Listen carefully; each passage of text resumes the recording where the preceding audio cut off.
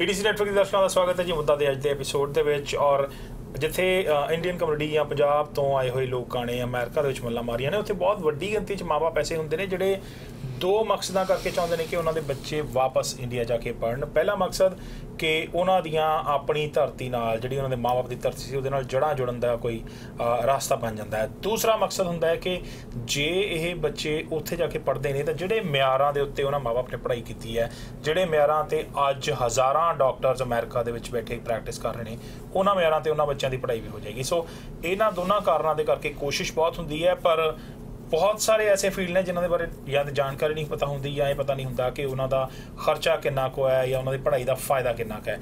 ਸੋ ਇੱਕ ਖਾਸ ਫੀਲਡ ਦੇ ਬਾਰੇ ਅਸੀਂ ਗੱਲ ਕਰਾਂਗੇ, ਔਰ ਜਿਸ ਸ਼ਖਸੀਅਤ ਨਾਲ ਅਸੀਂ ਗੱਲ ਕਰਨੀ ਹੈ ਉਹ ਲੁਧਿਆਣੇ 'ਚ Guru Angad Dev university of veterinary sciences and animal husbandry ਦੇ ਯੂਨੀਵਰਸਿਟੀ ਦੇ ਵਿੱਚ ਵੈਟਨਰੀ ਪੈਥੋਲੋਜੀ ਦੇ ਹੈੱਡ ਨੇ ਡਾਕਟਰ ਚਰਨ ਕਮਲ ਸਿੰਘ, ਜਿਨ੍ਹਾਂ ਦੇ ਨਾਲ ਅਸੀਂ ਇਸ ਵੇਲੇ ਗੱਲਬਾਤ ਕਰਾਂਗੇ। Doctor Sahib, thank you very much. ਤੁਸੀਂ ਇਸ ਤੋਂ ਪਹਿਲਾਂ ਬੱਚਿਆਂ ਦੀ ਗਰੂਮਿੰਗ ਦੇ ਬਾਰੇ ਬਹੁਤ ਗੱਲਬਾਤ ਸਾਡੇ ਨਾਲ ਕੀਤੀ ਹੈ ਪਿਛਲੇ ਐਪੀਸੋਡ ਦੇ ਵਿੱਚ। ਅੱਜ ਹੁਣ ਮੈਂ ਇਹ ਜਾਣਨਾ ਚਾਹੁੰਦਾ, ਪਹਿਲੀ ਗੱਲ, ਜਦੋਂ ਅਸੀਂ ਦੇਖਦੇ ਹਾਂ ਦੋ ਚੀਜ਼ਾਂ ਜਿਹੜੀਆਂ ਨੇ ਉਹ ਵਧੀਆ ਐਕਸਪੋਰਟ ਨੇ ਅਮਰੀਕਾ ਤੋਂ ਇੰਡੀਆ ਵੱਲ, ਪਰ ਜਿਹੜੀਆਂ ਇੰਡੀਆ ਨੂੰ ਫਾਇਦਾ ਦਿੰਦੀਆਂ ਨੇ, ਇੱਕ ਹੈ ਮੈਡੀਕਲ ਟੂਰਿਜ਼ਮ ਤੇ ਦੂਸਰਾ ਉਹਨੂੰ ਟੂਰਿਜ਼ਮ ਕਹਿ ਲਓ ਜਾਂ ਇੰਡਸਟਰੀ ਕਹਿ ਲਓ, ਐਜੂਕੇਸ਼ਨ। ਸਾਡੇ ਬੱਚੇ ਵੱਡੀ ਗਿਣਤੀ 'ਚ ਪੜ੍ਹਨ ਨੂੰ ਕੈਨੇਡਾ ਜਾਂ ਆਸਟ੍ਰੇਲੀਆ ਜਾਂਦੇ ਨੇ, ਪਰ ਇੱਥੋਂ ਵੀ ਲੋਕ ਆਪਣੀ ਸਕਾਲਰਲੀ ਪੜ੍ਹਾਈ ਕਰਨ ਵਾਸਤੇ ਅੱਗੇ ਜਾ ਰਹੇ ਨੇ। ਸੋ ਕਿਹੜੀਆਂ ਐਜੂਕੇਸ਼ਨ ਸਟਰੀਮਸ ਹੈਗੀਆਂ ਜਿਨ੍ਹਾਂ 'ਚ ਜ਼ਿਆਦਾ ਸਕੋਪ ਹੈ ਇੱਥੋਂ ਜਾ ਕੇ ਉੱਥੇ ਪੜ੍ਹਨ ਦਾ? Over a period of time India ਵਿੱਚ ਜਿਹੜੀਆਂ ਪੜ੍ਹਾਈ ਦੇ ਡਿਫਰੈਂਟ ਸਟਰੀਮਸ ਡਿਵੈਲਪ ਹੋਈਆਂ ਨੇ, and some have really come to an international standard. ਉਹਨਾਂ ਵਿੱਚ ਮੈਨੇਜਮੈਂਟ, ਜਿਹੜਾ ਇੰਜੀਨੀਅਰਿੰਗ, ਮੈਡੀਸਨ ਔਰ ਵੈਟਨਰੀ ਮੈਡੀਸਨ, ਸਪੈਸ਼ਲੀ ਮੈਡੀਸਨ, ਕਿਉਂਕਿ ਡਾਕਟਰਸ ਇੱਥੇ ਪਹਿਲਾਂ ਹੀ ਬਹੁਤ ਜ਼ਿਆਦਾ ਵੱਡੀ ਗਿਣਤੀ 'ਚ ਇੰਡੀਅਨ ਨੇ, ਆਫ ਕੋਰਸ, ਪਿਛੋਕੜ ਜਿਹੜਾ ਸਟਰੋਂਗ ਹੈ ਔਰ ਸਕਸੈਸਫੁਲ ਵੀ ਨੇ ਜੀ।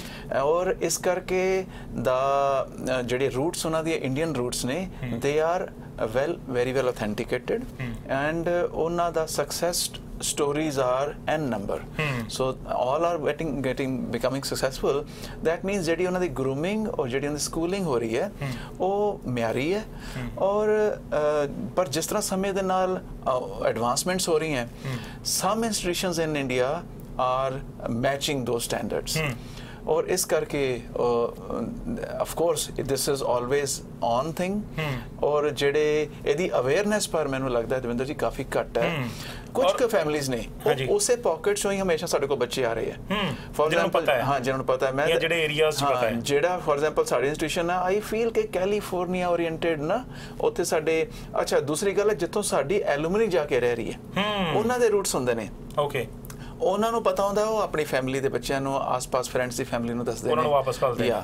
ਇਹ ਜਿਹੜਾ ਤੁਸੀਂ ਐਫਰਟ ਕੀਤਾ, ਆਈ ਫੀਲ ਸ਼ਲਾਘਾਯੋਗ ਉਹਦਾ ਮੈਂ ਤੁਹਾਡੇ ਚੈਨਲ ਦਾ, ਕਿ ਤੁਸੀਂ ਜਿਹੜੀ ਆਮ ਇੱਥੋਂ ਦੀ ਅਵੇਅਰਨੈਸ ਵਾਸਤੇ ਕਿ ਅਸੀਂ ਬੱਚਿਆਂ ਨੂੰ ਇੰਡੀਆ ਵਿੱਚ ਜਿਹੜੀਆਂ ਫੈਸਿਲਿਟੀਜ਼ ਨੇ ਕਿ ਉਹਦੇ ਪ੍ਰੋਜ਼ ਐਂਡ ਕੌਨਸ ਦੇਖ ਲੈਣ, ਉਹ ਜੋ ਚੀਜ਼ਾਂ ਦੇਖਣ ਵਾਲੀਆਂ ਹੁੰਦੀਆਂ ਨੇ, ਕਿ ਵੈਦਰ ਉਹਨਾਂ ਦੇ ਡਿਊਰੇਸ਼ਨ ਦੇਖ ਲੈਣ, ਉਹਦੀ ਉਹ ਫਾਈਨੈਂਸਿਸ ਦੇਖ ਲੈਣ, ਉਹਨਾਂ ਦੇ ਸਟੈਂਡਰਡਸ ਦੇਖ ਲੈਣ, ਇਹ ਸਾਰੇ ਪੈਰਾਮੀਟਰ ਚੈੱਕ ਕਰਕੇ। ਓਕੇ, ਆਮ ਤੌਰ ਤੇ ਅਸੀਂ ਮਖੌਲੀਆ ਹਾਲਾਤਾਂ ਦੇ ਵਿੱਚ ਡੰਗਰ ਡਾਕਟਰ ਦਾ ਨਾਮ ਸੁਣਦੇ ਹਾਂ, ਪਰ ਅਸਲ 'ਚ ਉਹ ਜਿਹੜਾ ਪ੍ਰੋਫਾਈਲ ਹੈ ਜਿਹਨੂੰ ਤੁਸੀਂ ਡੰਗਰ ਡਾਕਟਰ ਕਹਿੰਦੇ ਹੋ, ਵੈਟਰਨਰੀ ਡਾਕਟਰਸ, ਉਹ ਸਪੈਸ਼ਲੀ ਅਮਰੀਕਾ ਵਰਗੀ ਕੰਟਰੀ ਦੇ ਵਿੱਚ ਜਿੱਥੇ ਐਨੀਮਲ ਹਸਬੈਂਡਰੀ ਨੂੰ ਇੰਨੀ ਸਪੋਰਟ ਹੈ, ਜਿੱਥੇ ਮੀਟ ਪ੍ਰੋਡਿਊਸਿੰਗ ਇੰਡਸਟਰੀ ਤੋਂ ਲੈ ਕੇ milk producing industry, dairy farming, fish farming, ਹਰ ਚੀਜ਼ ਦੇ ਵਿੱਚ ਇੰਨੀ ਇਨਵੈਸਟਮੈਂਟ ਹੈ ਔਰ $1 ਬਿਲੀਅਨ ਬਿਜ਼ਨਸ ਨੇ, ਉੱਥੇ ਉਹ ਕੁਆਲੀਫਾਈਡ ਡਾਕਟਰਸ ਦਾ ਵੀ ਕੰਮ ਕਰਨ ਦਾ ਬਹੁਤ ਸਕੋਪ ਹੈ। ਉਹ ਕਾਰਪੋਰੇਟ ਦੇ ਵਿੱਚ ਵੀ ਹੋਣ ਜਾਂ ਪ੍ਰਾਈਵੇਟ ਪ੍ਰੈਕਟਿਸ ਦੇ ਵਿੱਚ ਵੀ ਹੋਣ, ਫਾਰਮਿੰਗ ਰੇਂਜ ਦਾ ਡਾਕਟਰ ਸਾਹਿਬ ਨੇ ਕਿਹਾ ਕੈਲੀਫੋਰਨੀਆ ਵਰਗੀ ਥਾਂ ਤੇ, ਕਿਉਂਕਿ ਉਹਨਾਂ ਸਾਇੰਸਿਸ ਦੇ ਸਪੈਸ਼ਲਿਸਟ ਨੇ ਡਾਕਟਰ ਸਾਹਿਬ ਖੁਦ, ਡਾਕਟਰ ਚਰਨ ਕਮਲ ਜੀ, ਔਰ ਗੁਰੂ ਅੰਗਦ ਦੇਵ ਵੈਟਨਰੀ ਸਾਇੰਸਿਸ ਤੇ ਐਨੀਮਲ ਹਸਬੈਂਡਰੀ ਯੂਨੀਵਰਸਿਟੀ ਦੇ ਵਿੱਚ ਹੈਗੇ ਨੇ। ਤਾਂ ਡਾਕਟਰ ਸਾਹਿਬ, ਪਹਿਲਾਂ ਅਸੀਂ ਵੈਟਨਰੀ ਸਾਇੰਸਿਸ ਦੇ ਨਾਲ ਸੰਬੰਧਿਤ ਇੱਕ ਸਟਰੀਮ ਦੀ ਜਾਣਕਾਰੀ ਆਪਣੇ ਦਰਸ਼ਕਾਂ ਕੋਲ ਡਿਟੇਲ ਪਹੁੰਚਾ ਸਕਦੇ ਹਾਂ। ਪਹਿਲਾਂ ਤਾਂ ਮੈਨੂੰ ਇਹ ਦੱਸੋ ਕਿ ਜਦੋਂ ਅਸੀਂ ਇੱਕ ਵੈਟਨਰੀ ਡਾਕਟਰ ਦੀ ਗੱਲ ਕਰਦੇ ਹਾਂ ਜਿਹੜਾ ਜਾਨਵਰਾਂ, ਪੰਛੀਆਂ, ਹੋਰ ਸਾਰਿਆਂ ਦਾ ਸਪੈਸ਼ਲਿਸਟ ਹੋ ਸਕਦਾ ਆ, ਤਾਂ ਉਹਦੇ ਵਿੱਚ ਕੀ ਅਲੱਗ-ਅਲੱਗ ਪੜ੍ਹਾਈ ਦੀਆਂ ਕਿੰਨੀਆਂ ਕੁ ਸਟਰੀਮਸ ਨੇ? ਜਾਂ ਸਾਡੇ ਜਿਹੜੀਆਂ ਇੱਕ ਤਾਂ ਜਨਰਲ ਵੈਟਰਨਰੀ ਮੈਡੀਸਨ ਹੋਇਆ ਨਾ, ਜਿਵੇਂ ਬੱਚਾ ਜਨਰਲ ਆਪਣੇ ਗ੍ਰੈਜੂਏਸ਼ਨ ਕਰਦਾ ਹੈ ਉਸ ਤੋਂ ਬਾਅਦ ਉਹ ਸਪੈਸ਼ਲਾਈਜ਼ ਕਰ ਲੈਂਦਾ। ਇਹ ਸਪੈਸ਼ਲਾਈਜੇਸ਼ਨ ਲਾਈਨ ਜਿਹੜੀਆਂ ਨੇ ਪ੍ਰਾਇਮਰੀਲੀ ਵੈਟਰਨਰੀ ਐਨਾਟਮੀ ਜਿਹਦੇ 'ਚ ਕਿ ਸਾਰਾ ਬੋਡੀ ਦਾ ਸਟਰਕਚਰ, ਫਿਰ ਵੈਟਰਨਰੀ ਫਿਜ਼ੀਓਲੋਜੀ ਜਿਹਦੇ 'ਚ ਕਿ ਉਹਦਾ ਸਾਰਾ ਫੰਕਸ਼ਨਸ, ਨਾਰਮਲ ਫੰਕਸ਼ਨਸ, ਫਿਰ ਸਾਡੇ ਵਾਲਾ ਜਿਹੜਾ ਮੇਰਾ ਡਿਪਾਰਟਮੈਂਟ ਹੈ ਵੈਟਰਨਰੀ ਪੈਥੋਲੋਜੀ, ਉਹਦੇ 'ਚ ਐਬਨੋਰਮੈਲਿਟੀਜ਼ ਸਟਰਕਚਰ ਦੀਆਂ ਵੀ ਤੇ ਫੰਕਸ਼ਨ ਦੀਆਂ ਵੀ, ਤੇ ਉਹ ਅਸੀਂ ਦੇਖਦੇ ਹਾਂ। ਫਿਰ ਸਾਡੇ ਕੋਲ ਪੈਰਾਸਾਈਟੋਲੋਜੀ ਆ ਜਾਂਦਾ ਹੈ, ਜਿਹੜੇ ਸਾਡੇ ਐਨੀਮਲਸ ਦੇ ਵਿੱਚ ਪੈਰਾਸਾਈਟਸ ਅੰਦਰ ਉਹਨਾਂ ਦੀ ਸਾਰੀ ਸਟੱਡੀ ਬਿਮਾਰੀਆਂ ਲੱਗਣ ਦੇ ਕਾਰਨ ਇਸ ਤਰ੍ਹਾਂ ਹੀ ਆ। ਬੈਕਟੀਰੀਆ ਵੈਟਰਨਰੀ ਮਾਈਕਰੋਬਾਇਓਲੋਜੀ, ਉਹਦੇ 'ਚ ਬੈਕਟੀਰੀਆ, ਮਾਈਕੋਪਲਾਜ਼ਮਾ, ਫੰਗਸ, ਇਹ ਜਿਹੜੇ ਸਾਰੇ ਮਾਈਕਰੋ ਆਰਗੈਨਿਜ਼ਮਸ ਨੇ ਉਹਨਾਂ ਦੀ ਸਟੱਡੀ ਵਾਸਤੇ ਡਿਪਾਰਟਮੈਂਟ ਹੈ। ਫਿਰ ਐਨੀਮਲ ਬਾਇਓਟੈਕਨੋਲੋਜੀ ਹੈ। ਹੁਣ ਐਨੀਮਲ ਬਾਇਓਟੈਕਨੋਲੋਜੀ ਦਾ ਕੰਮ ਹੁੰਦਾ ਹੈ ਕਿ ਉਹ ਵਾਲੀਆਂ ਟੈਕਨੀਕਸ ਜਿਹਦੇ ਨਾਲ ਬਾਇਓਟੈਕਨੋਲੋਜੀਕਲ ਅਪਰੋਚ ਦੇ ਨਾਲ ਅਸੀਂ ਚੰਗਾ ਡਾਇਗਨੋਸਿਸ ਕਰ ਸਕੀਏ ਔਰ ਡਿਜ਼ੀਜ਼ ਲਾਉਣੇ ਆ। ਹਾਂ, ਜਿਵੇਂ ਡਿਜ਼ੀਜ਼ ਦੀ ਪ੍ਰੋਗਰੈਸ਼ਨ ਹੁੰਦੀ ਹੈ ਉਹਦੇ ਵਿੱਚ ਵੀ ਅਸੀਂ ਉਹਨੂੰ ਉਹ ਚੀਜ਼ ਨੂੰ ਡਿਟੈਕਟ ਕਰ ਸਕਦੇ ਹਾਂ ਵੀ ਡਿਜ਼ੀਜ਼ ਕਿੱਦਾਂ ਵੱਧ ਰਹੀ ਹੈ। ਅੱਜ ਕੱਲ੍ਹ ਨੈਨੋ ਟੈਕਨੋਲੋਜੀ ਬਣ ਰਿਹਾ, ਬਾਇਓਟੈਕਨੋਲੋਜੀ। ਬਿਲਕੁਲ। ਸੋ ਦਿਸ ਪ੍ਰੋਗਰੈਸ਼ਨ ਇਜ਼ ਦੇਅਰ। ਉਹਦੇ 'ਚ ਐਨੀਮਲਸ ਮੈਡੀਸਨ ਨਾਲ ਚੱਲ ਰਹੀ ਹੈ। ਇਸੇ ਤਰ੍ਹਾਂ ਹੀ ਲਾਈਵ ਸਟਾਕ ਪ੍ਰੋਡਕਟ ਟੈਕਨੋਲੋਜੀ, ਉਹਨਾਂ ਦੇ ਜਿਹੜੇ ਬੜੀ ਤਰ੍ਹਾਂ ਦੇ ਚੀਜ਼ਾਂ ਨਿਕਲਦੀਆਂ ਨੇ। ਔਰ ਇੱਥੇ ਇੱਕ ਮੈਂ ਚੀਜ਼ਾਂ ਤੋਂ ਮੈਨੂੰ ਖਿਆਲ ਆ ਰਿਹਾ ਜੀ, ਬੜਾ ਜ਼ਰੂਰੀ ਰੈਫਰੈਂਸ ਹੈ ਕਿ ਪੰਜਾਬ 'ਚ ਤੁਸੀਂ ਸਾਰੇ ਜਾਣਦੇ ਹੋ ਕਿ ਬੜਾ ਸਾਨੂੰ ਕਈ ਵਾਰ ਅਫਸੋਸ ਹੀ ਹੁੰਦਾ ਹੈ ਕਿ ਖੁਦਕੁਸ਼ੀ ਕਰ ਰਿਹਾ ਕਿਸਾਨ, ਜਿਹੜਾ ਐਗਰੀਕਲਚਰ ਸੈਕਟਰ ਹੈ। ਔਰ ਆਪਣੀ ਸਟਰੀਮ ਦੇ ਵਿੱਚ ਐਗਰੀਕਲਚਰ ਵੀ ਇਜ਼ ਆਲਸੋ ਪ੍ਰੋਮੀਨੈਂਟ ਸਟਰੀਮ। ਔਰ ਪਰ ਹੋ ਕੀ ਰਿਹਾ ਕਿ ਜਿਹੜਾ ਕਿਸਾਨੀ ਹੈ ਉਹ ਜਦ ਤੱਕ ਉਹਨੇ ਐਨੀਮਲ ਹਸਬੈਂਡਰੀ ਦਾ, ਜਦ ਤੱਕ ਉਹਨੇ ਐਨੀਮਲ ਸਾਇੰਸ ਦਾ, ਲਾਈਵ ਸਟਾਕ ਦਾ ਉਹਨੇ ਕੋਈ ਕੁਛ ਜਾਂ ਕੋਈ ਨਾ ਕੋਈ ਪਸ਼ੂ ਪਾਲਿਆ ਹੋਏ, ਉਸ ਪਸ਼ੂ ਦੇ ਜਿਹੜੇ ਅੱਗੋਂ ਪ੍ਰੋਡਕਟ ਨੇ ਉਹ ਇੰਨੀ ਰੈਗੂਲਰ ਇਨਕਮ ਹੈ। ਕਿਸਾਨ ਦੀ ਪ੍ਰੋਬਲਮ ਸਭ ਤੋਂ ਵੱਡੀ ਉਹਨੂੰ ਲੈ ਕੇ ਜਾ ਰਹੀ ਹੈ ਜਿਹੜਾ ਕੱਲੀ ਖੇਤੀ ਕਰਕੇ, ਉਹ ਵੀ ਕੱਲੀਆਂ ਕੁਝ ਲਿਮਿਟਡ ਕ੍ਰੌਪਸ ਤੇ ਡਿਪੈਂਡੈਂਟ, ਜਾਂ ਜਿਹੜਾ ਕੱਲੀ ਕਿਸਾਨੀ ਦਾ ਇੱਕ ਸਰੋਤ ਰੱਖਣਾ ਇਨਕਮ ਦਾ, ਉਹਨੂੰ ਉਹਦੇ ਤੇ ਲੈ ਕੇ ਜਾਂਦਾ ਹੈ, ਕਰਜ਼ੇ 'ਚ ਪਾਉਂਦਾ ਹੈ, ਕਿਉਂਕਿ ਰੈਗੂਲਰ ਸੋਰਸ ਆਫ ਇਨਕਮ ਕੋਈ ਨਹੀਂ ਹੈਗਾ। ਓਕੇ, ਤੁਸੀਂ ਇੱਕ ਗੱਲ ਕਰ ਰਹੇ ਹੋ, ਜਦੋਂ ਆਪਾਂ ਜ਼ਿਆਦਾ ਗੱਲ ਕਰ ਰਹੇ ਹਾਂ ਐਨੀਮਲ ਹਸਬੈਂਡਰੀ ਦੀ, ਲਾਈਵ ਸਟਾਕ ਕੀਪਿੰਗ ਦੀ। ਹੁਣ ਜਦੋਂ ਅਸੀਂ ਅਮਰੀਕਾ ਵਰਗੇ ਮੁਲਕ ਦੇ ਵਿੱਚ ਦੱਸਣਾ ਚਾਹੁੰਦੇ ਹੋ ਵਿਦਿਆਰਥੀ ਕੀ ਕਰ ਸਕਦੇ ਨੇ, ਤਾਂ ਇੱਥੇ ਤਾਂ ਡੌਗ ਕੈਨਲਸ ਵੀ ਬੜੇ ਨੇ। ਕੁੱਤਿਆਂ ਦੀ ਕੇਅਰ ਕਰਨਾ, ਬਿੱਲੀਆਂ ਦੀ ਕੇਅਰ ਕਰਨਾ ਇੱਕ ਵੱਖਰਾ ਫੀਲਡ ਹੈ, ਬਰਡਸ ਦੀ ਕੇਅਰ ਕਰਨਾ, ਏਡੇ ਸਟੋਰ ਨੇ ਜਿਹੜੇ। ਤਾਂ ਮੈਨੂੰ ਇਹ ਦੱਸੋ ਵੀ it might sound like a stupid question, ਪਰ ਮੇਰੀ ਇਨਫੋਰਮੇਸ਼ਨ ਦੇ ਵਿੱਚ ਨਹੀਂ ਹੈ, ਹੋ ਸਕਦਾ ਬਾਕੀਆਂ ਦੇ ਵੀ ਨਾ ਹੋਵੇ।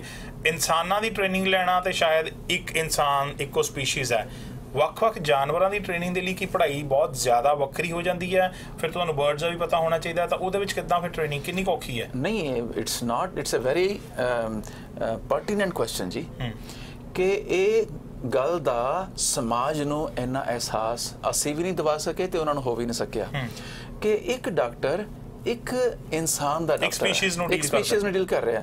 ਉਹਦਾ ਜੇ 98.4 ਡਿਗਰੀ ਟੈਂਪਰੇਚਰ ਹੋਇਆ ਤੇ ਹੋ ਗਿਆ, ਕੰਮ ਖਤਮ। ਉਹਦਾ RBC ਕਿੰਨੇ ਹੁੰਦੇ ਨੇ, WBC ਕਿੰਨੇ ਹੁੰਦੇ ਨੇ, ਉਹਦਾ ਕੰਮ ਖਤਮ ਹੋ ਗਿਆ। ਸਾਡਾ ਤਾਂ ਹਰ ਚੀਜ਼ ਦਾ ਟੇਬਲ ਬਣ ਜਾਂਦਾ ਹੈ। ਬੋਡੀ ਟੈਂਪਰੇਚਰ ਸਾਰੇ ਨੇ ਸਪੀਸ਼ੀਜ਼ ਦਾ, ਕਿਸ ਦਾ ਕੁਛ ਹੈ, ਕਿਸ ਦਾ ਕੁਛ ਹੈ, ਇੱਕ ਦਾ ਨਾਰਮਲ ਹੈ, ਇੱਕ ਦਾ ਐਬਨੋਰਮਲ ਹੈ। ਫਿਰ ਇਸ ਤਰ੍ਹਾਂ ਹੀ ਸਭ ਦਾ WBC ਕਾਊਂਟ, ਸਭ ਦਾ RBC ਕਾਊਂਟ, ਸਭ ਦਾ ਹਾਰਟ ਰੇਟ, ਸਭ ਦਾ ਮਤਲਬ each and whatever is in one species, for us it becomes in multiple species. So ਜਿਹੜੀ ਉਹ ਪੜ੍ਹਾਈ ਆ ਉਹ ਥੋੜੀ ਜੀ ਜ਼ਿਆਦਾ ਵੇਰੀਡ ਹੈ। ਆਫ ਕੋਰਸ, ਉਹਦੇ ਨਾਲ ਕੀ ਹੈ ਕਿ ਅਸੀਂ ਬਹੁਤ ਜ਼ਿਆਦਾ ਐਗਜ਼ੌਸਟਿਵ ਔਰ ਬਹੁਤ ਜ਼ਿਆਦਾ ਅਸੀਂ ਇਸ ਚੀਜ਼ ਨੂੰ, ਉਸੇ ਚੀਜ਼ ਹਰ ਫੈਕਟਰ ਨੂੰ ਸਾਡੇ ਵਾਸਤੇ ਮਲਟੀ ਫੈਕਟੋਰਲ ਹੋ ਜਾਂਦਾ ਹੈ। ਹਰ ਚੀਜ਼ ਸਾਡੇ ਵਾਸਤੇ ਮਲਟੀਟਾਸਕਿੰਗ ਹੋ ਜਾਂਦੀ ਹੈ। ਔਰ a veterinary doctor is a composite doctor of all the species as compared to a human doctor. He partly knows of one species. Doctor ਸਾਹਿਬ, ਹੁਣ ਤੁਸੀਂ ਜਿਹੜਾ ਸੁਜੈਸ਼ਨ ਦੇ ਰਹੇ ਹੋ ਕਿ ਬੱਚੇ ਇੱਥੋਂ ਦੀ ਆਪਣੀ ਸਟੱਡੀ ਕੰਪਲੀਟ ਕਰਨ ਲਈ ਉੱਥੇ ਜਾਣ, ਵੈਟਰਨਰੀ ਸਾਇੰਸਿਸ ਸਪੈਸ਼ਲੀ, ਤਾਂ ਉਹ ਕਿਉਂ ਜਾਣ ਇੰਡੀਆ, ਜਦੋਂ ਇਹ ਕਿਹਾ ਜਾਂਦਾ ਹੈ ਕਿ ਅਮਰੀਕਾ ਦੇ ਵਿੱਚ ਇਨਫਰਾਸਟ੍ਰਕਚਰ, ਸਟੈਂਡਰਡਸ, ਪੈਰਾਮੀਟਰ ਸਾਰੇ ਬੜੇ ਟੌਪ ਕਲਾਸ? ਦੇਖੋ, ਜਿਸ ਤਰ੍ਹਾਂ ਸਾਡੀ ਇੱਥੇ ਵਸੋਂ ਵੱਧ ਰਹੀ ਹੈ ਔਰ ਜਿਹੜਾ availability of colleges and seats ਉਹ ਲਿਮਿਟਿਡ ਹਰ ਜਗ੍ਹਾ ਹੁੰਦੀਆਂ, ਲਿਮਿਟਿਡ ਹੀ ਰਹਿੰਦੀਆਂ ਨੇ। ਜਿਨ੍ਹਾਂ ਨੂੰ ਇੱਥੋਂ ਦੀ ਸਹੂਲਤ ਹੈ ਉਹ ਉਹਨਾਂ ਨੇ ਐਡਮਿਸ਼ਨ ਇੱਥੇ ਲੈ ਲੈਣੀ ਹੈ। ਜਿਨ੍ਹਾਂ ਨੂੰ ਇੱਥੇ ਐਡਮਿਸ਼ਨ ਨਹੀਂ ਮਿਲੀ ਬਟ ਉਹ ਉਨੇ ਹੀ ਕਾਬਲ ਨੇ ਬੱਚੇ, but there is ਡਰਥ of seats, ਤੇ ਉਹਨਾਂ ਦਾ ਕਰੀਅਰ ਜਿਹੜਾ ਹੈ ਉੱਥੇ ਸਾਡੇ ਕੋਲ ਫੈਸਿਲਿਟੀ ਹੈ ਫॉर NRI ਸਟੂਡੈਂਟਸ ਵੀ ਨਾਨ ਰੈਜ਼ੀਡੈਂਟ ਇੰਡੀਅਨਸ ਜਿਹੜੇ ਨੇ ਦੇ can come and avail that facility. Okay, ਤੇ ਪੜ੍ਹਾਈ ਦਾ ਸਮਾਂ ਬਰਾਬਰ ਹੈ? ਪੜ੍ਹਾਈ ਦਾ ਸਮਾਂ ਵੀ ਉਹਨਾਂ ਨੂੰ ਐਡਵਾਂਟੇਜਸ ਹੈ। ਉਹ ਇਸ ਤਰ੍ਹਾਂ ਹੈ ਕਿਉਂਕਿ ਜਿਸ ਮੁਲਕ 'ਚ ਹੁੰਦਾ ਉਸ ਆਪਣੇ ਆਪਣੇ ਉਹਨਾਂ ਦੇ ਹੁੰਦੇ ਹੈ। ਆਪਾਂ ਵੈਟਨਰੀ ਦੀ ਗੱਲ ਕਰੀਏ ਤਾਂ USA ਆਪਣੇ ਬੱਚਿਆਂ ਕੋਲੋਂ ਐਕਸਪੈਕਟ ਕਰਦਾ ਹੈ ਕਿ ਵੈਟਨਰੀ 'ਚ ਐਡਮਿਸ਼ਨ ਤਾਂ ਲੈਣੀ ਹੈ ਕਿ ਪਹਿਲੇ ਤੁਸੀਂ 4 ਸਾਲ ਦੀ ਇੱਕ ਡਿਗਰੀ ਕਰੋ after +2। As compare to this in India ਉਹ ਕਹਿੰਦੇ ਨੇ ਕਿ +2 ਵਿੱਚ ਹੀ ਤੁਸੀਂ ਦੇਖ ਲਓ ਜੇ ਵੈਟਰਨਰੀ ਮੈਡੀਸਨ ਕਰਨੀ ਹੈ ਤੇ ਮੈਡੀਕਲ ਸਬਜੈਕਟ ਨਾਲ ਲੈ ਲਓ ਤੁਸੀਂ। ਉਹ ਜਿਹੜੇ ਨੇ ਲੈਣੀ ਹੁੰਦੀ ਹੈ ਮੈਡੀਕਲ ਲੈ ਲੈਂਦੇ ਨੇ, ਜਿਨ੍ਹਾਂ ਨੇ ਉਹ ਨਹੀਂ ਲੈਣਾ ਹੁੰਦਾ ਉਹ ਨਾਨ ਮੈਡੀਕਲ ਲੈ ਲੈਂਦੇ ਨੇ। ਆਰਟਸ ਵਾਲੇ ਕੁਝ ਨਹੀਂ ਲੈਂਦੇ, ਉਹ ਨਾਰਮਲ ਆਰਟਸ ਚਲੇ ਜਾਂਦੇ ਨੇ। ਤਾਂ ਇਸ ਤਰ੍ਹਾਂ ਸਾਡੀ ਆਰਟਸ, ਕਾਮਰਸ, ਮੈਡੀਸਨ ਔਰ ਸਾਡਾ ਬੇਸਿਕਸ ਕਲੀਅਰ ਨੇ, ਮਤਲਬ ਉੱਥੇ ਡਿਗਰੀ ਤੋਂ ਪਹਿਲਾਂ ਆਲਰੇਡੀ ਉਹਦੇ 'ਚ ਕਲੀਅਰ, ਉਹਦੇ 'ਚ ਉਹਨਾਂ ਨੇ ਸਬਜੈਕਟਸ ਪਹਿਲੇ ਲਏ ਹੋਏ ਨੇ। ਓਕੇ, ਸੋ 4 ਸਾਲ ਉਹ ਬਚ ਰਹੇ ਆ, ਉਹ 4 ਸਾਲ ਸਿੱਧੇ ਬਚ ਰਹੇ ਆ। +2 ਤੋਂ ਬਾਅਦ ਜਿਹੜੀ 4 ਸਾਲ ਦੀ ਡਿਗਰੀ ਵਿੱਚ ਇਨਸਰਟ ਹੋ ਰਹੀ ਹੈ ਉਹ ਜਿਹੜੇ 4 ਸਾਲ ਪੂਰੇ ਬਚ ਕੇ ਤੇ ਅਸੀਂ ਸਿੱਧੇ ਉਧਰ ਆ ਰਹੇ ਹਾਂ ਵੱਡੀ ਡਿਗਰੀ ਦੇ 5 ਸਾਲ ਦੀ। ਤੇ ਅਸੀਂ ਜਦੋਂ +2 ਤੋਂ ਬਾਅਦ 5 ਸਾਲ ਤੇ ਆ ਗਏ ਤੇ ਅਸੀਂ ਵੈਟਨਰੀ ਡਿਗਰੀ ਕਰ ਚੁੱਕੇ ਹਾਂ। ਉੱਥੇ ਹਾਲੇ +2 ਤੋਂ ਬਾਅਦ 4 ਸਾਲ ਦੀ ਪੜ੍ਹਾਈ ਹੋ ਚੁੱਕੀ ਹੈ ਤੇ ਹਾਲੇ ਵੈਟਨਰੀ ਦੀ ਐਡਮਿਸ਼ਨ ਹਾਲੇ ਲੈਣੀ ਹੈ। ਓਕੇ, ਤੇ ਉਹਦੀ ਐਡਮਿਸ਼ਨ ਹੋਣੀ ਹੈ ਕਿ ਨਹੀਂ ਹੋਣੀ ਹੈ ਹੂ ਨੋਸ। ਤੇ ਇਸ ਕਰਕੇ ਆ ਜਿਹੜਾ ਡਿਊਰੇਸ਼ਨ ਦਾ ਇਹ ਬੜਾ ਵੱਡਾ ਡਿਫਰੈਂਸ ਹੈ। ਅਸੀਂ BBSc ਕਰਨ ਤੋਂ ਬਾਅਦ ਉਹਨੂੰ ਫੁੱਲ ਕਹਿੰਦੇ ਆ ਵੀ, ਔਰ ਉਸਨੂੰ USA ਵੀ ਮਾਨਤਾ ਦਿੰਦਾ। ਅਸੀਂ ਜਿਹੜਾ ਉੱਥੋਂ ਡਿਗਰੀ ਦੇ ਕੇ ਭੇਜਦੇ ਆ ਉਹ ਬੱਚੇ ਨੂੰ ਇੱਥੇ ਉਸੇ ਐਗਜ਼ਾਮ 'ਚ ਨਾਲ ਬਿਠਾਉਂਦੇ ਨੇ ਜਿਹਦੇ 'ਚ ਆਪਣੇ ਬੱਚੇ ਨੂੰ ਵੀ ਬਿਠਾਉਂਦੇ ਨੇ, ਦੈਟ ਇਜ਼ DVM। ਉਹਦੇ 'ਚ ਉਹਨੇ ਪ੍ਰੈਕਟਿਸ ਦਾ ਲੈਣਾ ਹੁੰਦਾ ਹੈ ਸਰਟੀਫਿਕੇਟ, ਉਹਦਾ ਪ੍ਰੋਪਰ ਐਗਜ਼ਾਮੀਨੇਸ਼ਨ ਪੈਟਰਨ ਹੈ, ਸਰਟੀਫਿਕੇਟ ਲੈਣਾ ਹੈ। ਉਹ ਜਿਹੜਾ ਅਮਰੀਕਾ USA ਦੇ ਸਟੂਡੈਂਟਸ ਨੇ ਲੈਣਾ ਹੈ, ਉਹੀ ਅਮਰੀਕਾ ਦੇ, ਉਹੀ ਇੰਡੀਆ ਦੇ ਬੱਚੇ ਨੂੰ ਵੀ ਐਲੀਜੀਬਲ ਹੈ। ਹੁਣ ਜੇ ਬੱਚਾ ਅੱਛਾ ਕਾਬਲ ਹੈ, ਫੋਰ ਐਗਜ਼ਾਮਪਲ ਅਸੀਂ ਅਮਰੀਕਾ ਦੇ ਬੱਚੇ ਦੀ ਗੱਲ ਕਰ ਰਹੇ ਸੀ, ਅਮਰੀਕਾ ਦਾ ਬੱਚਾ ਪੜ੍ਹਨ 'ਚ ਅੱਛਾ ਹੈ, ਉਹ ਉੱਥੇ +2 ਕਰਕੇ ਉਹਦੀ ਕੋਈ ਜੱਦੀ ਜ਼ਮੀਨ ਹੋਣੀ ਚਾਹੀਦੀ ਹੈ, NRI ਨੂੰ ਤਾਂ ਮੰਨਿਆ ਜਾਂਦਾ ਹੈ। ਪੰਜਾਬ 'ਚ ਉਹਦਾ ਕੋਈ ਉਹਦੇ ਦਾਦਕਾ ਦਾ ਕੋਈ ਬੇਸ ਹੋਣਾ ਚਾਹੀਦਾ ਹੈ। ਜੇ ਉਹਦਾ ਹੈਗਾ ਤੇ ਉਹਨੂੰ ਕੋਟ ਕਰਕੇ ਤੇ ਆਪਣੇ ਉਹਦਾ ਜੋ ਉਹਦੀ ਐਲੀਜੀਬਿਲਟੀ ਹੈ ਕਿ ਫਿਜ਼ਿਕਸ, ਕੈਮਿਸਟਰੀ, ਬਾਇਓਲੋਜੀ ਉਹਨੇ ਕੀਤਾ ਹੋਏ 50% ਨੰਬਰ ਲੈ ਹੋਣ, ਵਿਚ ਇਜ਼ ਨਾਟ ਗੁੱਡ, ਵੈਰੀ ਮਤਲਬ ਗ੍ਰੇਟ ਆਸਕਿੰਗ, ਈਜ਼ੀਲੀ ਡਨ। ਤੇ ਉਸ ਤੋਂ ਬਾਅਦ ਕੀ ਉੱਥੇ ਜਾ ਕੇ ਬੰਦਾ ਡਿਗਰੀ ਕਰਦਾ ਬੱਚਾ ਤੇ 5 ਸਾਲ ਬਾਅਦ ਉਹ ਵਾਪਸ ਆ ਕੇ ਇੱਥੇ ਐਗਜ਼ਾਮ ਦਿੰਦਾ ਹੈ। ਉਹ 6ਵੇਂ ਸਾਲ 'ਚ ਐਗਜ਼ਾਮ ਦੇ ਕੇ ਪ੍ਰੈਕਟਿਸ ਕਰਨ ਲੱਗ ਜਾਂਦਾ ਤੇ ਦੂਜੇ ਪਾਸੇ ਹਾਲੇ 4 ਸਾਲ ਦੂਸਰੇ ਪਾਸੇ ਹਾਲੇ 4 ਸਾਲ ਹੈ। ਉਸ ਤੋਂ ਬਾਅਦ ਉਹਨੇ 4 ਸਾਲ ਡਿਗਰੀ ਕਰਨੀ ਹੈ, ਉਹ 8 ਸਾਲ ਤੇ ਹਾਲੇ ਡਿਗਰੀ ਕਰੇਗਾ, ਉਸ ਤੋਂ ਬਾਅਦ ਐਗਜ਼ਾਮ ਹਾਲੇ ਦੇਣਾ ਹੈ। ਤੇ ਇਹ ਆਪਣਾ ਉਹਦੇ ਨਾਲ ਜਦ ਤੱਕ ਉਹ ਡਿਗਰੀ ਕਰਦਾ ਹੈ ਤੇ 3-4 ਸਾਲ ਪ੍ਰੈਕਟਿਸ ਕਰ ਚੁੱਕਿਆ ਹੁੰਦਾ। 3-4 ਸਾਲ ਦੀ ਸੇਵਿੰਗ ਉਹਦੇ 'ਚ ਘੱਟੋ ਘੱਟ ਹੋ ਰਹੀ ਹੈ। ਇੱਕ ਛੋਟੀ ਬ੍ਰੇਕ ਦੇ ਲਈ ਅਸੀਂ ਰੁਕਣਾ ਹੈ, ਅਸੀਂ ਜਾਣਨ ਦੀ ਕੋਸ਼ਿਸ਼ ਕਰਾਂਗੇ, ਜਾਣਾਂਗੇ ਇਨਫੈਕਟ ਅਗਲੇ ਹਿੱਸੇ ਦੇ ਵਿੱਚ ਕਿ ਫੀਸ ਦਾ ਫਰਕ ਕਿੰਨਾ ਕੁ ਹੈ, ਔਰ ਦੂਸਰੀ ਗੱਲ ਜਿਸ ਦੀ ਲਿਵਿੰਗ ਕਾਸਟ ਵੀ ਕੈਲਕੂਲੇਟ ਕਰਨੀ ਹੈ ਉਹ, ਪਲੱਸ ਉਹਦੇ ਨਾਲ ਜਿਹੜੇ ਸਟੱਡੀ ਪੈਰਾਮੀਟਰ ਜਾਂ ਸਟੈਂਡਰਡਸ ਹੈ ਉਹਦੇ 'ਚ ਕੀ ਫਰਕ ਹੈ। ਬ੍ਰੇਕ ਤੋਂ ਬਾਅਦ ਵਾਪਸ ਆਉਂਦੇ ਹਾਂ।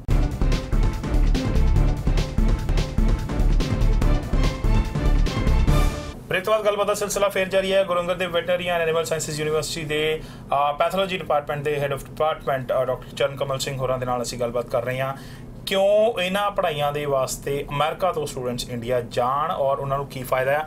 ਪਿਛਲੇ ਹਿੱਸੇ ਡਾਕਟਰ ਸਾਹਿਬ ਦੱਸ ਸਾਡੇ ਨੇ ਘੱਟੋ ਘੱਟ 4 ਸਾਲ ਸਿਰਫ ਪੜ੍ਹਾਈ ਦਾ ਸਮਾਂ ਬਚਦਾ ਆ ਜੇ ਇੱਥੋਂ ਜਾਂਦੇ ਹੋ। NRI ਕੋਟਾ ਦੇ ਵਿੱਚ ਤੁਹਾਡੇ ਕੋਲ ਸੀਟਾਂ ਮਿਲ ਜਾਂਦੀਆਂ ਨੇ ਔਰ ਵੈਸੇ ਵੀ ਐਡਜਸਟਮੈਂਟ ਦੇ ਚਾਂਸਸ ਹੁੰਦੇ ਨੇ ਜੇ ਤੁਸੀਂ 50% ਤੋਂ ਉੱਪਰ ਆਪਣੇ ਸਕੂਲ ਲੈਵਲ ਨੂੰ ਕ੍ਰਾਸ ਕਰ ਚੁੱਕੇ ਹੋ। ਉਸ ਤੋਂ ਬਾਅਦ ਜੇ ਅਸੀਂ ਗੱਲ ਕਰੀਏ ਡਾਕਟਰ ਸਾਹਿਬ ਇਹ ਸਾਰੀਆਂ ਫੈਸਿਲਿਟੀਜ਼ ਉਹ ਨੇ ਜਿਹੜੀਆਂ ਤੁਸੀਂ ਦੇ ਰਹੇ ਹੋ, ਤੁਸੀਂ ਸਟੈਂਡਰਡਸ ਕੀ ਪ੍ਰੋਵਾਈਡ ਕਰ ਰਹੇ ਹੋ ਜਵਾਬ ਦੇ ਵਿੱਚ, ਪੈਰਾਮੀਟਰਸ ਕੀ ਨੇ ਜਿਹਦੇ ਉੱਤੇ ਬੱਚੇ ਕੰਪੇਅਰ ਕਰਨ ਕਿ ਮੈਂ ਅਮਰੀਕਾ ਨਾਲ ਪੜ੍ਹਾਂ ਤੇ ਉੱਥੇ ਪੜ੍ਹਾਂ ਤਾਂ ਬਰਾਬਰ ਗਿਣੇ ਜਾਊਂਗਾ। ਦੇਖੋ ਜਿਹੜਾ ਸਾਡਾ ਪਰਟੀਕੂਲਰਲੀ ਜਿਵੇਂ ਮੈਂ ਹੁਣ ਪੰਜਾਬ ਤੋਂ ਆਇਆ ਗੁਰੂ ਅੰਗਦ ਦੇਵ ਵੈਟਰਨਰੀ ਯੂਨੀਵਰਸਿਟੀ ਤੋਂ, ਸਾਡੇ ਸਤਿਕਾਰਯੋਗ ਜਿਹੜੇ ਵਾਈਸ ਚਾਂਸਲਰ ਸਾਹਿਬ ਨੇ ਡਾਕਟਰ ਅਮਰਜੀਤ ਸਿੰਘ ਨੰਦਾ ਜੀ, ਇਹ ਖੁਦ ਟਾਪ ਜਿਹੜੀ ਪੋਸਟ ਹੈ ਵੈਟਰਨਰੀ ਦੀ ਕਿਸੇ ਨੂੰ ਮਿਲ ਸਕਦੀ ਹੈ, ਐਨੀਮਲ ਹਸਬੈਂਡਰੀ ਕਮਿਸ਼ਨਰ। तो that is the top post of for any veterinarian in India. उस पोजीशन ते रहे ने। उस तो बाद साडे वाइस चांसलर ने उन्होंने यूनिवर्सिटी ਨੂੰ ਇਸ ਤਰ੍ਹਾਂ ਮਤਲਬ ਲੀਡ ਕੀਤਾ ਕਿ ਅਸੀਂ we have ਹੁਣ ਰੀਸੈਂਟ ਤੁਹਾਨੂੰ ਮੈਂ ਦੱਸਦਾ Indian Council of Agriculture Research ICAR is our government the body ਹੈ national level ਤੇ। ਸਾਰੇ ਸਿਰਫ ਪੰਜਾਬ ਦੀ ਗੱਲ ਨਹੀਂ ਹੁਣ ਮੈਂ ਕਰ ਰਿਹਾ, ਨੈਸ਼ਨਲ ਇੰਡੀਆ ਲੈਵਲ ਤੇ ਸਾਰੀਆਂ ਹੁਣ ਕੱਲੀ ਵੈਟਨਰੀ ਦੀ ਗੱਲ ਨਹੀਂ ਕਰ ਰਿਹਾ, all veterinary science universities and all agriculture universities including PAU ਜਿਹਦੇ ਚੋਂ ਅਸੀਂ ਨਿਕਲੇ ਆ, ਉਹਨਾਂ ਨੇ ਇੱਕ ਸਾਂਝੀ ਮੈਰਿਟ ਪਹਿਲੀ ਵਾਰੀ ਬਣਾਈ ਵੀ ਇਹ ਐਗਰੀਕਲਚਰ ਵੀ ਵਿੱਚੇ ਪਾਓ, ਵੈਟਰਨਰੀ ਵਿੱਚੇ ਪਾਓ, ਦੇਖੇ ਸੀ ਕਿੱਥੇ ਖੜੇ ਆ, ਕਿਉਂਕਿ ICR ਦੋਨਾਂ ਦੇ ਕਿੱਥੇ ਗਈ ਤੁਹਾਡੀ ਯੂਨੀਵਰਸਿਟੀ ਉੱਥੇ? ਸਾਡੀ ਇੰਡੀਆ ਦੇ ਲੈਵਲ ਤੇ ਨੰਬਰ 3 ਤੇ ਹੈ, ਜਦ ਕਿ ਪੰਜਾਬ ਖੇਤੀਬਾੜੀ ਯੂਨੀਵਰਸਿਟੀ ਨੰਬਰ 5 ਤੇ ਹੈ, ਬਿਲਕੁਲ ਸਾਡਾ ਗੁਆਂਢ ਹੈ। ਔਰ ਅਸੀਂ ਯਾਨੀ ਉਹਦਾ ਕਿਵੇਂ ਬਣਦਾ ਹੈ, ਕਿੰਨੇ ਵਿਦਿਆਰਥੀ ਨੇ, ਕਿੰਨੀਆਂ ਲੈਬਸ ਨੇ, ਕਿੰਨੇ ਰਿਸਰਚ ਪ੍ਰੋਜੈਕਟਸ ਨੇ, ਕਿੰਨਾ ਸਟੈਂਡਰਡ ਹੈ, ਕਿੰਨੇ ਟੀਚਰਸ ਕਿੰਨੇ ਵਾਈਡ ਵਰਸੇਟਾਈਲ ਨੇ, ਔਰ ਕਿੰਨੀ ਕੁਆਲੀਫਿਕੇਸ਼ਨ ਹੈ, ਬੱਚਿਆਂ ਦਾ ਕੀ ਸਟੈਂਡਰਡ ਹੈ, ਕਿੰਨੇ ਬੱਚੇ ਸਿਲੈਕਟ ਹੋਏ ਨੇ ਅੱਗੋਂ, ਤੇ ਕਿੰਨੇ ਬੱਚੇ ਕਿੱਥੇ ਕਿੱਥੇ ਐਡਜਸਟ ਹੋਏ ਨੇ, ਸਾਰੇ ਉਹਨਾਂ ਨੇ ਪੁਆਇੰਟਸ ਰੱਖ ਕੇ ਸਾਨੂੰ ਨੰਬਰ 3 ਤੇ ਕੱਢਿਆ। ਇਹਦੇ ਨਾਲ ਅਸੀਂ ਐਗਰੀਕਲਚਰ ਯੂਨੀਵਰਸਿਟੀ ਦੇ ਸਾਰੇ ਕਾਮਨ ਲਿਸਟ ਤੇ ਨੰਬਰ 3 ਤੇ ਆ, ਬਟ ਵੈਟਰਨਰੀ ਦੇ ਵਿੱਚ ਨੰਬਰ 1 ਤੇ ਆ। ਤੇ ਅਸੀਂ ਜਦੋਂ ਅਸੀਂ ਇੱਥੇ ਤੁਹਾਡੇ ਨਾਲ ਜਿਵੇਂ ਆਪਾਂ ਗੱਲਾਂ ਕਰ ਰਹੇ ਹਾਂ, ਅਮਰੀਕਾ ਦੀ ਚੋਟੀ ਦੀ ਵੈਟਰਨਰੀ ਸਾਇੰਸ ਯੂਨੀਵਰਸਿਟੀ, ਚੋਟੀ ਦੀ ਅਮਰੀਕਾ ਦੀ ਇੰਡੀਆ ਦੀ ਚੋਟੀ ਦੀ ਵੈਟਰਨਰੀ ਯੂਨੀਵਰਸਿਟੀ 'ਚ ਬੱਚੇ ਨੂੰ ਭੇਜ ਰਹੇ ਹਾਂ। ਉਹ ਜਿਹੜੇ ਸਟੇਟ 'ਚ ਅਸੀਂ ਬੱਚੇ ਨੂੰ ਪੜ੍ਹਾ ਰਹੇ ਹਾਂ, ਉਹ ਹੋ ਸਕਦਾ ਹੈ ਕਿ ਅਮਰੀਕਾ ਦੀ ਜਦੋਂ ਲਿਸਟ ਬਣੇ ਉਹਦੇ ਵਿੱਚ ਉਹ ਕਿੱਥੇ ਖੜਦਾ ਹੈ, ਉਹ ਅਮਰੀਕਾ ਵਾਲਿਆਂ ਨੇ ਉਹ ਦੇਖਣਾ ਹੈ। ਪਰ ਉਹ ਪੈਰਾਮੀਟਰਸ ਜਿਹੜੇ ਨੇ ਉਹ ਇੰਡੀਆ 'ਚ ਟੌਪ ਤੇ ਤਾਂ ਹੈਗੇ ਹੀ ਨੇ ਨਾ, ਸੋ ਕੰਪੈਰੀਟਿਵਲੀ ਇੰਡੀਅਨ ਡਾਕਟਰਸ ਵੈਸੇ ਹੀ ਇੱਥੇ ਮਸ਼ਹੂਰ ਨੇ ਕਿ ਉਹ ਬਹੁਤ ਜ਼ਿਆਦਾ ਵਧੀਆ ਪੜ੍ਹੇ ਹੋਏ ਨੇ, ਸੋ ਯਕੀਨਨ ਅਮਰੀਕਨ ਸਟੈਂਡਰਡਸ ਦੇ ਸਿਰੇ ਉਤਰਦੀ ਹੈ। ਜਦੋਂ ਉਹ ਪੜ੍ਹ ਕੇ ਆਏ ਸੀਗੇ ਉਦੋਂ ਆਹ ਸਟੇਟ ਵੀ ਨਹੀਂ ਹੋਣਾ, ਇਹ ਉਦੋਂ ਵੈਟਰਨਰੀ ਯੂਨੀਵਰਸਿਟੀ ਵੀ ਨਹੀਂ ਸੀਗੀ, ਵੈਟਰਨਰੀ ਵਾਜ਼ ਅ ਕਾਲਜ ਇਨ ਐਗਰੀਕਲਚਰ ਯੂਨੀਵਰਸਿਟੀ, ਔਰ ਇਹ ਵਾਲਾ ਸਟੇਟਸ ਅਮਰੀਕਾ ਦੇ ਕਿਸੇ ਵੀ ਕਾਲਜ ਨੂੰ ਨਹੀਂ ਹੈਗਾ। ਸਾਰੇ ਵੈਟਰਨਰੀ ਕਾਲਜਸ ਨੇ, ਵੈਟਰਨਰੀ ਯੂਨੀਵਰਸਿਟੀ ਦਾ ਜਿਹੜਾ ਸਿਸਟਮ ਹੈ ਇਹ ਇੰਡੀਆ 'ਚ ਪ੍ਰੀਵੇਲ ਕਰਦਾ, ਔਰ ਇੰਡੀਆ ਜਦੋਂ ਔਰ ਉਹ ਇੱਕ ਤਾਂ ਵੈਟਰਨਰੀ ਯੂਨੀਵਰਸਿਟੀ ਦੇ ਅੰਡਰ ਹੈ ਸਾਡਾ ਕਾਲਜ, ਔਰ best college, best university in the entire nation, ਤੇ ਇਸ ਕਰਕੇ ਉਹਦੇ ਜਿਹੜੇ ਮਾਪਦੰਡ ਨੇ ਉਹ ਅੰਤਰਰਾਸ਼ਟਰੀ ਕੰਪੈਰੀਜ਼ਨਸ ਨਾਲ ਹੀ ਉਹਨਾਂ ਨੇ ਬਣਾਏ ਨੇ। Right, okay. ਤੇ ਫਿਰ ਇੱਕ ਹੁਣ ਅਗਲਾ ਫੈਕਟਰ ਜਿਹੜਾ ਆਉਂਦਾ, ਜੇ ਕਿਸੇ ਨੇ ਇੱਥੋਂ ਜਾਣਾ ਆ, ਖਰਚਾ ਤਾਂ ਯਕੀਨਨ ਹੋਣਾ ਆ, ਇੱਥੋਂ ਜਾ ਕੇ ਉੱਥੇ ਪੜ੍ਹਨਾ ਸਸਤਾ ਹੈ ਕਿ ਮਹਿੰਗਾ ਹੈ? ਦਵਿੰਦਰ ਜੀ, ਇਹ ਹੋਰ ਵੀ ਵਧੀਆ ਗੱਲ ਹੈ ਕਿ ਪੜ੍ਹਾਈ ਵੀ ਕਾਬਲੀਅਤ ਦੀ, ਸਮਾਂ ਵੀ ਘੱਟ ਤੇ ਪੈਸੇ ਵੀ ਘੱਟ ਲੱਗਦੇ, ਕਿਉਂਕਿ ਤਰਾਸਦੀ ਇਸ ਮੁਲਕ ਦੀ ਇਹ ਹੈ ਕਿ ਬੱਚੇ ਜਿਹੜੇ ਜਾਂ ਤੇ ਮਾਂ-ਬਾਪ ਲੱਖ ਡਾਲਰ ਹਰ ਸਾਲ ਦਾ ਸੇਵ ਕਰਨਗੇ ਤੇ ਉਹਨਾਂ ਨੂੰ ਪੜਾਉਣਗੇ, ਘੱਟੋ ਘੱਟ 50,000 ਤੋਂ ਉੱਪਰ ਜਾਣਗੇ, ਤੇ ਜਾਂ ਫਿਰ ਉਹ ਖੁਦ ਕਰਜ਼ਾ ਲੈ ਕੇ ਸਾਰੀ ਉਮਰ ਕਰਜ਼ੇ ਲਾਉਣ 'ਚ ਲੱਗੇ ਰਹਿਣਗੇ। ਸੋ ਤੁਹਾਡੇ ਕੋਲੋਂ ਪੜ੍ਹਾਈ ਦੀ ਕਾਸਟ ਕੀ ਹੈ? ਦੇਖੋ, ਜਿਹੜੇ ਬੱਚੇ ਨੂੰ ਇੱਥੇ ਪੜਾਉਂਦੇ ਨੇ ਉਹ ਤੇ ਉਹਨਾਂ ਨੂੰ ਘੱਟੋ ਘੱਟ 48-50 ਹਜ਼ਾਰ ਰੁਪਇਆ ਐਨੂਅਲ ਪੈਂਦਾ ਹੈ। ਯੈਸ, ਵੈਟਰਨਰੀ ਸਾਇੰਸ ਡਿਗਰੀ ਦੇਣਾ, ਜਦ ਕਿ ਉੱਥੇ ਉਹ ਕਲੋਜ਼ ਟੂ 7-8 ਸਾਲ ਦੀ ਪੜ੍ਹਾਈ ਹੈ। ਇਹ 8 ਸਾਲ ਦੀ ਪੜ੍ਹਾਈ ਵੀ ਹੈ ਨਾਲ, ਤੇ ਪਲੱਸ ਜੇ ਅਸੀਂ ਉੱਥੇ ਕਰਦੇ ਆ ਤੇ 96,000 ਟੋਟਲ ਕੋਰਸ ਦੀ fees, total cost, total course ਦੀ, ਟੋਟਲ 5 ਸਾਲ ਦੀ, ਮਤਲਬ 20,000 ਹਰ ਸਾਲ ਦਾ। ਆਨਲਾਈਨ ਸਾਡਾ ਪ੍ਰੋਸਪੈਕਟਸ ਹੈ, gadwasu.in ਸਾਡਾ ਵੈਬਸਾਈਟ ਹੈ, ਤੇ ਉੱਥੇ ਜਾ ਕੇ ਤੁਸੀਂ online admission is online, fees ਵੀ ਆਨਲਾਈਨ ਭਰਨੀ ਹੈ, ਪ੍ਰੋਸਪੈਕਟਸ ਵੀ ਆਨਲਾਈਨ ਹੀ ਹੈ, ਆਪਣੀ ਸਲਿੱਪ ਉੱਥੋਂ ਆਪ ਹੀ ਬੱਚੇ ਕਰਦੇ। gadwasu.com, gadwasu.com, Guru Angad Dev Veterinary Animal Science University, Guru Angad Dev Veterinary and Animal Sciences University, ਉਹਦਾ ਸ਼ਾਰਟ ਫਾਰਮ gadwasu.in, ਜਿਹਦੇ ਤੁਸੀਂ ਇਹ ਡਿਟੇਲਸ ਹੋਰ ਵੀ ਪੁੱਛ ਸਕਦੇ ਹੋ, ਈਮੇਲ ਕਰਕੇ ਵੀ ਡਿਟੇਲ ਪੁੱਛ ਸਕਦੇ ਹੋ। ਸੋ ਕੰਪੇਅਰਡ ਵਿਦ 20,000 ਐਂਡ 50,000 ਜੇ ਤੁਸੀਂ ਉਹਦੇ 'ਚ ਲਿਵਿੰਗ ਕਾਸਟ ਵੀ ਪਾ ਲੈਂਦੇ ਹੋ, ਜਿਹੜੀ ਕਿ ਜੇ ਡਾਲਰਸ ਕਨਵਰਟ ਕਰੀਏ ਤਾਂ ਅਰਾਊਂਡ $300 ਠੀਕ ਠਾਕ ਹੋਏਗੀ। ਦੇਖੋ, ਜਿਹੜੇ ਬੱਚੇ ਇੱਥੋਂ ਜਾਂਦੇ ਨੇ ਉਹਨਾਂ ਦੀ ਕਰੰਸੀ ਕਨਵਰਸ਼ਨ ਹੈ ਜਿਹੜੀ ਉਹਨਾਂ ਨੇ ਕੈਸ਼ ਲੈ ਕੇ ਜਾਂਦੇ, 18-20 ਹਜ਼ਾਰ ਰੁਪਏ 'ਚ ਆਰਾਮ ਨਾਲ ਬੱਚਾ ਸਰਵਾਈਵ ਕਰ ਸਕਦਾ ਹੈ, ਕਲੋਜ਼ ਟੂ $300 ਮੰਥ। ਤਾਂ ਜਿਹੜੀ ਇਹ ਲਿਵਿੰਗ ਕਾਸਟ ਦੀ ਗੱਲ ਹੋ ਗਈ। ਓਕੇ, ਪੈਰਾਮੀਟਰਸ ਦੀ ਤੁਸੀਂ ਗੱਲ ਕਰ ਚੁੱਕੇ ਹੋ। ਹੁਣ ਜੇ ਅਸੀਂ ਮੈਂ ਉਸ ਸਵਾਲ ਨੂੰ ਥੋੜਾ ਹੋਰ ਡਿਟੇਲ ਦੇ ਵਿੱਚ ਲਿਜਾਣਾ ਚਾਹੁੰਦਾ ਹਾਂ ਕਿ ਆਮ ਤੌਰ ਤੇ ਇਹ ਹੋਇਆ ਕਿ ਡਾਕਟਰਸ ਆਪਣੀ MD ਕਰਕੇ ਇੱਥੇ ਆਉਂਦੇ ਨੇ ਤਾਂ ਵੀ ਇੱਥੇ ਸਾਲ 2 ਸਾਲ ਪੜ੍ਹਨਾ ਪੈਂਦਾ ਆ, ਉਹ ਸਿਚੁਏਸ਼ਨ ਇਸ ਫੀਲਡ ਦੇ ਵਿੱਚ ਕਿੰਨੀ ਕੁ ਔਖੀ ਹੈ?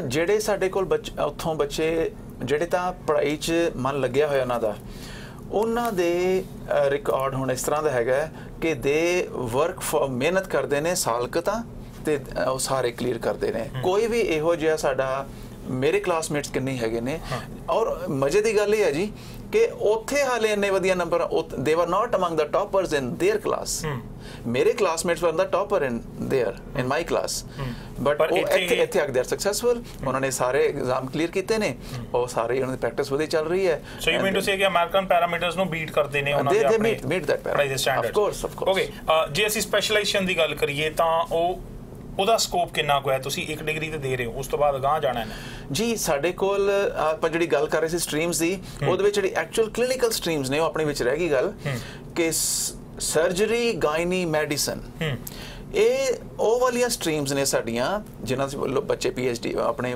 ਪੋਸਟ ਗ੍ਰੈਜੂਏਸ਼ਨ ਕਰਦੇ ਹੈ ਜਿਹੜੇ ਇਮੀਡੀਏਟਲੀ ਕਲੀਨਿਕ ਰਨ ਕਰਨ ਵਾਸਤੇ ਸਕਸੈਸਫੁਲ ਨੇ। ਔਰ ਤੁਸੀਂ ਸ਼ੁਰੂ 'ਚ ਇੱਕ ਟੂਰਿਜ਼ਮ ਵਰਡ ਯੂਜ਼ ਕੀਤਾ ਸੀਗਾ, ਇਹ ਵੈਟਨਰੀ ਟੂਰਿਜ਼ਮ ਸਾਡੇ ਸਰਜਰੀ ਡਿਪਾਰਟਮੈਂਟ ਨੇ ਬਹੁਤ ਜ਼ਿਆਦਾ ਇਸ ਨੂੰ ਪ੍ਰਮੋਟ ਕੀਤਾ। ਜਿਹੜੀਆਂ ਸਰਜਰੀ ਜਿਹੜੀਆਂ ਇੱਥੋਂ ਜਿਹੜੇ ਈਵਨ ਅਮਰੀਕਨਸ ਔਰ ਨਾਟ ਜਸਟ ਅਮਰੀਕਨਸ, ਜਰਮਨਸ दूसरी countries they are not getting their pups operated here. They go to India, come to our college and get the pups operated there. Oh, that's a surprising information for me. ਇਹ ਤੇ ਸੁਣਦੇ ਸੀ ਕਿ ਇਨਸਾਨ ਆਪਣਾ bypass ਕਰਾਉਣ ਜਾਂਦੇ ਨੇ, ਪਰ ਤੁਸੀਂ ਆਪਣੇ ਕਤੂਰਿਆਂ ਨੂੰ ਲੈ ਕੇ ਆਪਣੇ ਜਾਨਵਰਾਂ ਨੂੰ ਲੈ ਕੇ ਵੀ ਲੋਕ ਜਾ ਰਹੇ ਨੇ ਤੁਹਾਡੀ ਯੂਨੀਵਰਸਿਟੀ 'ਚ। This is reverse tourism. It has been reported in newspapers. ਔਰ ਉਹ ਕਿਉਂ ਜਾਂਦੇ ਨੇ? ਉਹਨਾਂ ਨੂੰ ਸੇਮ ਚੀਜ਼ ਉਹਨਾਂ ਦਾ ਪੱਪ ਉੱਥੇ ਵੀ ਉਸ ਤਰ੍ਹਾਂ ਹੀ ਬਚਦਾ ਜਿਵੇਂ ਇੱਥੇ ਉਹਦਾ ਠੀਕ ਹੁੰਦਾ, ਉਹਦੀ ਕਾਸਟ ਇਫੈਕਟਿਵਨੈਸ ਬਹੁਤ ਜ਼ਿਆਦਾ, ਉਹਨਾਂ ਦੀ ਟਿਕਟ ਵੀ ਨਿਕਲ ਜਾਂਦੀ ਹੈ। ਇੱਥੇ ਦੇ ਦੰਦਾਂ ਦੀ ਸਫਾਈ ਕਰਨ ਨੂੰ ਕਤੂਰਿਆਂ ਦੇ $1200-1500 ਲੱਗਦੇ ਨੇ। ਦੇਖੋ ਦੰਦਾਂ ਵਾਲੇ ਤਾਂ ਆਪਣੇ ਸਾਰੇ ਬੰਦੇ ਇੰਡੀਆ ਦੰਦ ਕਰਾਉਣ ਜਾਂਦੇ ਹੀ ਨੇ ਡੈਂਟਿਸਟ ਕੋਲ। ਚਲੋ ਇਹ ਪੱਪਸ ਦੀ ਵੀ ਗੱਲ ਕਰੀਏ, ਇਹ ਤਾਂ ਪੱਪਸ, ਅੱਛਾ ਪੱਪਸ 'ਚ ਸਾਡੀ ਡੈਂਟਿਸਟਰੀ, ਆਪਥੈਲਮੋਲੋਜੀ ਔਰ ਇਹ ਸਾਰੀਆਂ ਚੀਜ਼ਾਂ ਜਿਹੜੀਆਂ ਮਤਲਬ ਐਡਵਾਂਸਡ ਈਵਨ ਸਾਡੇ ਯਾਨੀ ਡਿਵੈਲਪਿੰਗ ਕੰਟਰੀ 'ਚ ਬੰਦਿਆਂ ਵਾਸਤੇ ਅਵੇਲੇਬਲ ਨਹੀਂ ਹੈਗੀਆਂ, ਉਹ ਸਾਡੇ ਵੈਟਰਨਰੀ ਸਾਇੰਸ ਵਿੱਚ thanks to our entire university administration and leadership we have achieved all that. So ਹੁਣ ਜੇ ਤੁਸੀਂ ਮਾਂ-ਬਾਪ ਜਿਹੜੇ ਸੋਚ ਰਹੇ ਨੇ ਇਸ ਬਾਰੇ, ਉਹਨਾਂ ਨੂੰ ਕਲੀਅਰ ਫੈਕਟਰਸ ਦੇ ਵਿੱਚ ਜੇ ਦੱਸਣਾ ਆਇਆ ਸੀ, ਇੱਕ ਤਾਂ ਤੁਸੀਂ ਆਪਣੀ ਵੈਬਸਾਈਟ ਦੇ ਉੱਤੇ ਦੱਸ ਦਿੱਤਾ ਚੈੱਕ ਕਰਨਾ, ਪਰ ਫਿਰ ਵੀ ਕਿਉਂਕਿ ਬੱਚੇ ਨੇ ਦੂਰ ਜਾਣਾ ਮੁਲਕ ਤੋਂ, ਹਾਲਾਂਕਿ ਆਪਣਾ ਮੁਲਕ ਹੈ ਪਰ ਬਹੁਤ ਸਾਰੇ ਸ਼ੱਕ ਸ਼ੁਬੇ ਹੁੰਦੇ ਨੇ, ਕੈਂਪਸ ਸਿਕਿਉਰਿਟੀ ਸਪੈਸ਼ਲੀ ਜੇ ਲੜਕੀਆਂ ਪੜ੍ਹਨ ਜਾਣਾ ਚਾਹੁੰਦੀਆਂ ਨੇ ਔਰ ਉਹਨਾਂ ਦੇ ਆਪਣੇ ਰਹਿਣ ਸਹਿਣ ਤੇ ਹੋਸਟਲਸ ਦੀ ਫੈਸਿਲਿਟੀ, ਥੋੜ੍ਹਾ ਇਹਦੇ ਬਾਰੇ ਜ਼ਰੂਰ ਦੱਸੋ। ਇਹਦੇ 'ਚ ਦਵਿੰਦਰ ਜੀ ਮਤਲਬ taking care of the sensitivity of the work, the stay things over here, the NRI hostel is a separate hostel. Okay. So we our university takes care of special provisions for NRI hostel. Or ਉਹਨਾਂ ਦੇ they get air conditioned facilities and ਉਹਨਾਂ ਦੇ comfort ਦਾ ਉਹ ਧਿਆਨ ਰੱਖਿਆ ਜਾਂਦਾ ਔਰ ਉਹਨਾਂ ਦੇ ਵੱਖਰੇ ਉਹਨਾਂ ਦਾ ਸਿਸਟਮ ਜਿਹੜਾ ਹੋਸਟਲ ਵਾਰਡਨ, ਹੋਸਟਲ ਕਮਰੇ, ਉਹਨਾਂ ਦਾ ਸਿਸਟਮ ਸਾਰਾ it is different from the other students. Doctor Sahib thank you so much, ਤੁਸੀਂ ਬਹੁਤ ਨਵੀਂ ਇਨਫੋਰਮੇਸ਼ਨ ਸਾਡੇ ਨਾਲ ਸ਼ੇਅਰ ਕੀਤੀ ਜਿਹੜੀ ਅੱਜ। ਇੱਕ ਵਾਰ ਫਿਰ ਆਪਣੇ ਦਰਸ਼ਕਾਂ ਦੇ ਲਈ ਐਂਡ ਦੇ ਵਿੱਚ ਮੈਂ ਦੱਸ ਦੇਵਾਂ, ਤੁਹਾਡੇ ਬੱਚੇ ਅਗਰ ਮੈਡੀਕਲ ਸਾਇੰਸ ਦੇ ਵਿੱਚ ਜਾਣਾ ਚਾਹੁੰਦੇ ਨੇ, ਜਿਨ੍ਹਾਂ ਨੂੰ ਇੱਥੇ ਸੀਟ ਨਹੀਂ ਮਿਲ ਰਹੀ ਹੈ, ਔਰ ਸਪੈਸ਼ਲੀ ਜਿਹੜੇ ਬੱਚਿਆਂ ਨੂੰ ਜਾਨਵਰਾਂ ਨਾਲ ਬਹੁਤ ਪਿਆਰ ਹੈ, ਉਹਨਾਂ ਦੇ ਵਾਸਤੇ ਬੇਸ਼ੱਕ ਉਹ ਸ਼ਹਿਰਾਂ ਦੇ ਵਿੱਚ ਰਹਿ ਕੇ ਪੰਛੀਆਂ ਦੀ, ਡੌਗਸ ਐਂਡ ਕੈਟਸ ਦੀ ਜਾਂ ਹੋਰ ਪੈਟਸ ਦੀ ਕੇਅਰ ਕਰਨਾ ਚਾਹੁੰਦੇ ਨੇ, ਜਾਂ ਉਹ ਫਾਰਮ ਸੈਕਟਰ ਦੇ ਵਿੱਚ ਜਾ ਕੇ ਜਾਨਵਰਾਂ ਦੀ ਕੇਅਰ ਕਰਨਾ ਚਾਹੁੰਦੇ ਨੇ, ਜਾਂ ਉਹ ਵੱਡੀਆਂ ਇੰਡਸਟਰੀਜ਼ ਦੇ ਵਿੱਚ, ਬੇਸ਼ੱਕ ਉਹਨਾਂ ਦੇ ਵਿੱਚ ਮੀਟ ਪ੍ਰੋਡਿਊਸਿੰਗ ਇੰਡਸਟਰੀ ਹੈ, ਡੇਅਰੀ ਇੰਡਸਟਰੀ ਹੈ, ਜਾਂ ਅੰਡੇ ਜਾਂ ਹੋਰ ਪੋਲਟਰੀ ਇੰਡਸਟਰੀ ਹੈ, ਉਹਨਾਂ ਦੇ ਵਿੱਚ ਜਾਣਾ ਚਾਹੁੰਦੇ ਨੇ, ਕੁਆਲੀਫਿਕੇਸ਼ਨ ਲੈਣ ਦੇ ਵਾਸਤੇ ਜੋ ਡੀਟੇਲਸ ਡਾਕਟਰ ਸਾਹਿਬ ਨੇ ਦਿੱਤੀਆਂ ਨੇ ਉਹ ਬਹੁਤ ਇੰਪੋਰਟੈਂਟ ਨੇ ਕਿ ਤੁਸੀਂ ਇੱਕ ਤਾਂ 3-4 ਸਾਲ ਬਚਾਉਂਦੇ ਹੋ, ਦੂਸਰਾ ਕਰੀਬ $2.5 ਤੋਂ $3 ਲੱਖ ਦਾ ਸ਼ਾਇਦ ਖਰਚਾ ਤੁਸੀਂ ਬਚਾ ਸਕਦੇ ਹੋ ਉਹਨਾਂ 4-5 ਸਾਲਾਂ ਦੇ ਅੰਦਰ ਹੀ। ਤੇ ਉਸ ਤੋਂ ਬਾਅਦ ਜੋ ਪੈਰਾਮੀਟਰਸ, ਜੋ ਸਟੈਂਡਰਡਸ ਨੇ, ਉਹਨਾਂ ਦੀ ਡਿਟੇਲ ਡਾਕਟਰ ਸਾਹਿਬ ਦੱਸ ਚੁੱਕੇ ਨੇ। ਸੋ ਉਮੀਦ ਹੈ ਕਿ ਤੁਹਾਨੂੰ ਤੁਹਾਡੇ ਬੱਚਿਆਂ ਦੇ ਭਵਿੱਖ ਵਾਸਤੇ, ਟ੍ਰੇਨਿੰਗ ਦੇਣ ਦੇ ਲਈ, ਪੜ੍ਹਾਈ ਦੇ ਵਾਸਤੇ ਇਹਨਾਂ ਗੱਲਾਂ 'ਚੋਂ ਕੋਈ ਇਨਫੋਰਮੇਸ਼ਨ ਜ਼ਰੂਰ ਮਿਲੀ ਹੋਏਗੀ। ਫਿਲਹਾਲ ਮੁੱਦਾ ਦੇ ਅੱਜ ਦੇ ਐਪੀਸੋਡ ਦੇ ਵਿੱਚ ਇਜਾਜ਼ਤ ਚਾਹੁੰਦੇ ਹਾਂ। ਧੰਨਵਾਦ।